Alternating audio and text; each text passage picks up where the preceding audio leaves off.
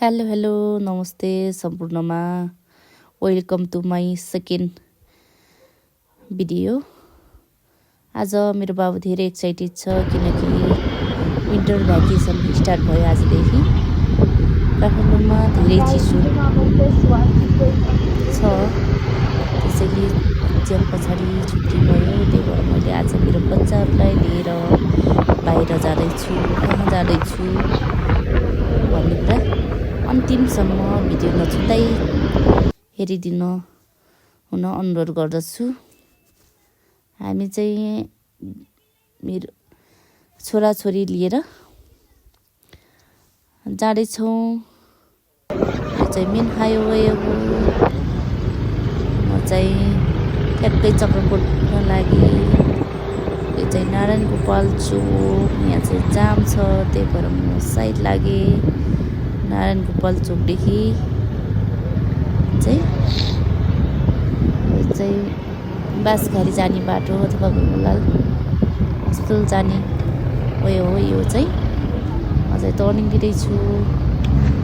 यता साथीहरू केही बेर आमा छोराछोरीहरू कुरा गर्दै दिइराखेका छन्।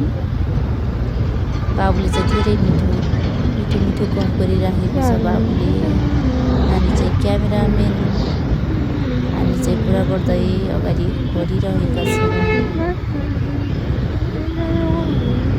आज चाहिँ मौसम सफा छ, चिसो पनि छ, मौसम सफा पनि छ, बाटो खुल्ला पनि छ। यो चाहिँ बुढानीसँग जाने बाटो, न्यु बसमा जाने बाटो। म चाहिँ पसल हेर्दै हिँडेको थिएँ, तर कतै देखेको थिएन। लोकेसन चाहिँ मन्दिरको छेउनेर भनेको थियो। त्यही भएर बिस्तारै राइड गर्दै हेर्दै थिएँ, देखेको थिएन। त्यही भएर स्लो चलाइरहेको छु मैले चाहिँ स्कुटर। राइट साइडमा भनेको थियो। म त नियर बङ्गला हस्पिटलको नियर पुगिसक्दा पनि केही मिसो पाएन। त्यही भएर स्कुटर रोक्न लागेको छु मैले। यहाँ चाहिँ स्कुटर रोक्यो पनि अनि फोन कट गरेर मैले चाहिँ फेरि फोन गरेर हामी आइपुग्यौँ। र मेरो बाबुले चाहिँ यस्तो दिन्छ होइन। नानी बाबु चाहिँ गिटार चेक गरिराखेको छन् दुईजना बहिनीले। अनि यहाँ चाहिँ बहिनीले सिकाइराखेको छ।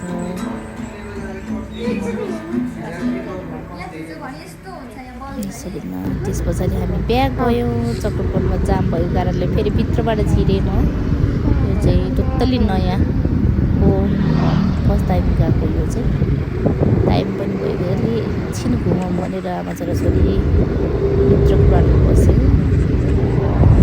बस्दै गर्दा बाटो मेन हाइवेमा निस्किन सकेन। यहाँ आउँदाखेरि चाहिँ मन्दिर देखिन्थ्यो।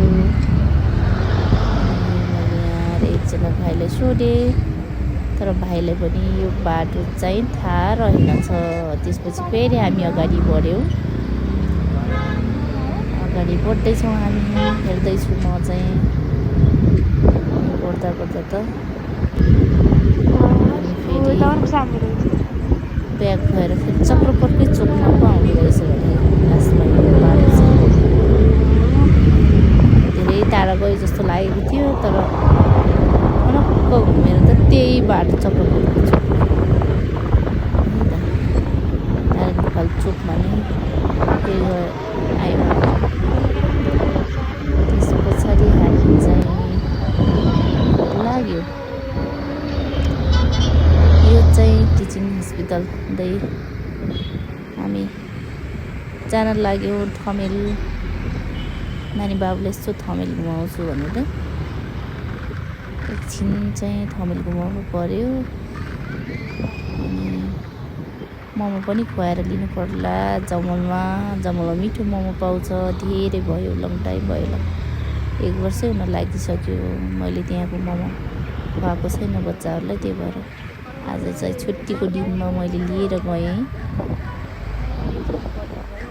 नानी चाहिँ राम्रो राम्रो भिडियो बनाइरहेको छ चाहिँ उस घरहरूको चाहिँ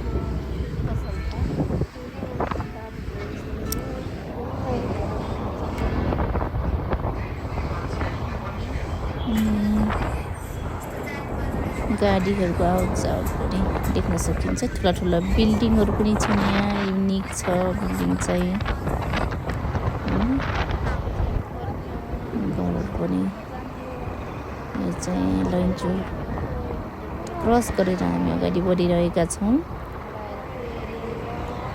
केही घर बिस्तारै चलाइरहेको छु मैले चाहिँ बाबुहरूसँग कुरा गर्दैछु त्यही भएर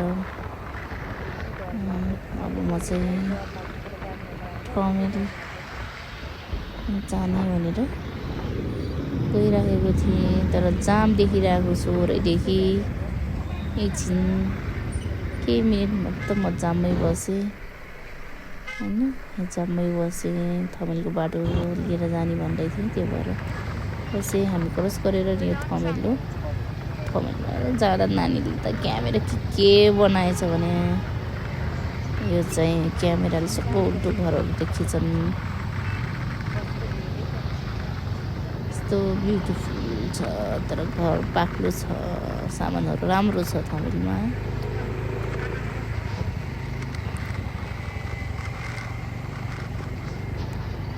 टुरिज्म एरिया हो यो चाहिँ राम्रो सामानहरू पाउँछ त्यस पछाडि हामी गल्ली गल्ली छिर्दै गयौँ अनि असन पुगेछौँ हामी चाहिँ अब जमलकट्टा हो भने यस्तो बाटो सानो छ कि यो गल्लीभित्र अनि म चाहिँ छिर्दै गएँ तर यहाँ सब नेवारी बाटोमा नेवारी खाजाहरू बास्न आइरहेको थियो यो चाहिँ नेवारको बस्ती नै रहेछ यो भित्र पनि म चाहिँ यहाँ टर्निङ लिएर यो जमलको चोकमा आइपुग्न लागिसक्यौँ हामी चाहिँ सब साइकल पसलिरहेको छ खाना जाँदा नयाँ नयाँ सामान पनि देखिन्छ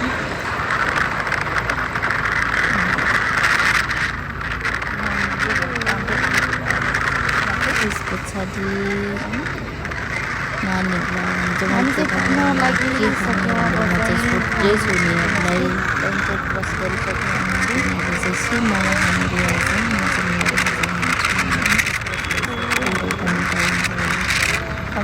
खाएको पनि देखाउँदै लान्छु भनेको एकछिन चाहिँ धेरै चिसो छ के गर्नुहुन्छ आइसक्यो हामी चाहिँ खाना लाग्यौँ मेरो छोरी त कुन खाम भइरहेको छ क्या हो जस्तो छ फरक मेरो बाबुले छिन्दै गऱ्यो आजको दिन यसरी नै भिडियो हाम्रो